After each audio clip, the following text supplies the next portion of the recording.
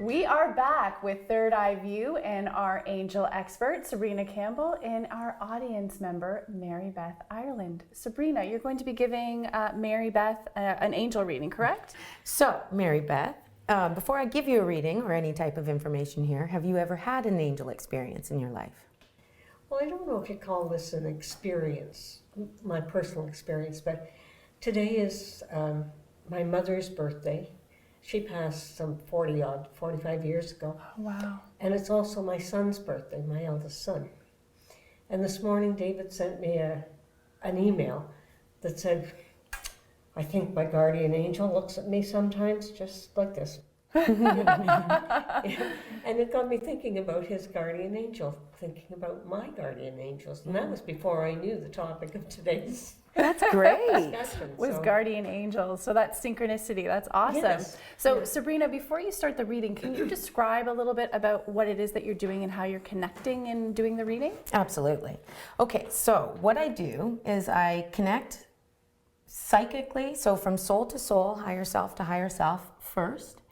And it's like I do like a run through, like I connect with you, I feel your energy, I feel how you're, like we all have a pulse in our energy, we all have a color, a variance of light in our energy. And it's easier for me to differentiate what's coming in from where if I can first figure out your vibration, the way you move. And then what happens is after that's figured out, usually takes around 30 seconds. And then I can move in and find out what the information is, that they're trying to give me. So,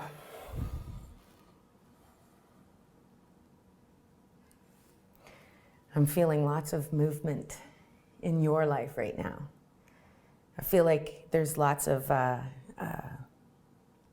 sort of like things to look forward to. Something's happening either energetically with you or energetically around you. And what I really feel like is that there's a lot of, like as I like to say, that flower that's been so beautifully budded is now becoming to open to a flower.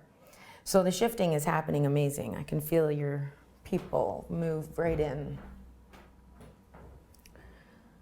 Okay, so they can come to me looking any which way they feel. Sometimes when they choose to use energy in their own way, it's pretty funky. I've seen Have some. a little fun. Oh, they do, yeah, absolutely. I've seen some come with holes everywhere in their face and either rings or no rings sticking through them. With you, I have a young man. He is an angel, and he is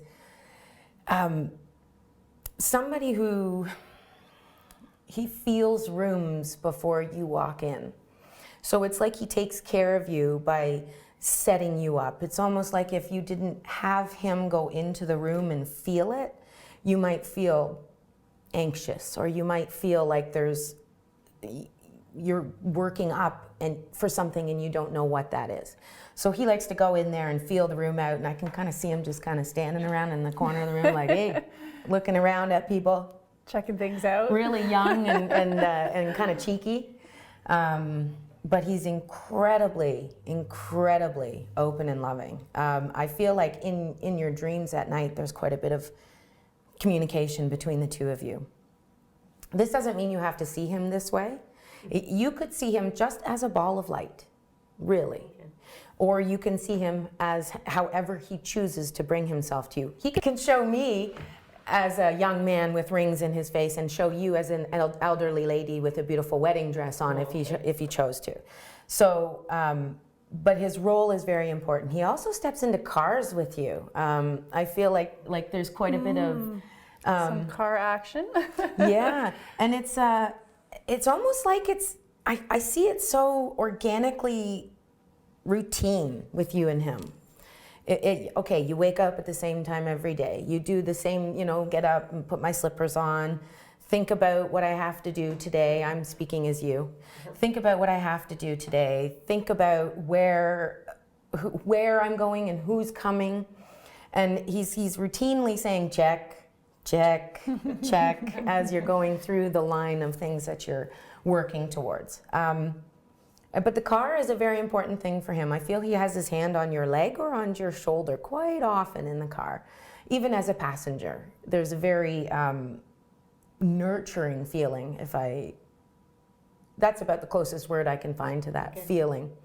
And he's really drawn to animals too. They all are, but there's something about these animals, it's like dream animals. Like I see like unicorns and and dream, like what do you call that? Mythical creatures, I guess? Yeah, like really I feel like he takes you kind of back to your childhood. And especially probably in the dream state. Yeah. I think he probably takes you back to unicorns and dragons and, the princess at the top of the tower and the prince trying to get her. I can see that, Mary Beth, yes. And he's very careful too. And he's funny because he stops you from using words you're not supposed to use. Oh, I want one of those. Yeah. Actually, send one over to my mother. Maybe that's why he's with you in the car. I know a lot of people are like that when they're in the car. Oh, that's awesome. Is this something, this guardian, I'm sorry, I'm using guardian angel as a term, but can Mary Beth knowingly send him ahead? Does she have a choice in those things? No, or but is she it has, just he does it for her? It's an automatic thing because their souls, like soul and angel are talking all the time. So you don't have a choice in what he says or where he goes, but you have a choice to be with him or not, recognize he's there or not, or she, or however you'd like to see them. You could see them as one of those dragons or unicorns if you like. Really, it doesn't matter. But to know that you can see them in your mind's eye, or you can feel them, that ever-loving, really warm, a lot of the times. If you find that it's a feeling all of a sudden after this sitting, that you have a feeling that you've not been able to describe, or that becomes incredibly familiar to you, chances are that that's him saying, hey, this is how I feel to you. It's funny because I have known for several years now that an angel is riding with me in the car. Mm-hmm. Wow. And when you say is it's a knowing or is it a sensation? No, it's just a knowing. A knowing. Now, when I first moved up here, I'm from the city, I was not accustomed to the driving conditions. I ended up in the ditch several times. Oh. Now, I was never injured, and the car was, a couple of cars were written off. But you were never injured. But I was never injured. Wow.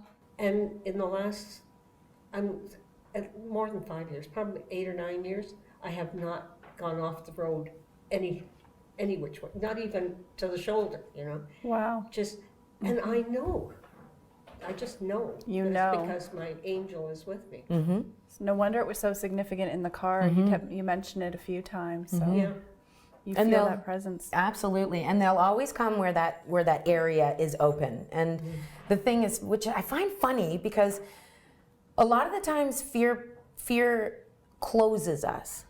It closes us off from those connective, from being open. But when it comes to angels, and especially things that we are actively fearful of, they will always come in. They will always let us know. It's about the only energetic being, that will come in when the fear is high, and will make sure that you know that they're there. It's incredibly... Wow, that almost brings us back to earlier. We were talking about the guardian angels, and people typically experience it in their most fearful moments. So, wow. Well, thank you, ladies, so much. This has been such an experience and eye-opening. Now, Sabrina, if somebody wanted to get in contact with you or request a reading, is there somewhere you'd like to send them? Do you have a website? I do. I have a website. It is Sixth Sensibilities. Is it .com or is it .ca? It's .com. All right. So the email. sixthsensibilities.com. Thank you so much. And if you do have any further questions for Sabrina or about the show, feel free to comment below the video or send us an email. Until next time, we're Kawartha Mediums, and we have your Third Eye View. Be sure to subscribe to our Third Eye View YouTube channel and check us out on Facebook. And as always, you can connect with us through Kawartha Mediums as well.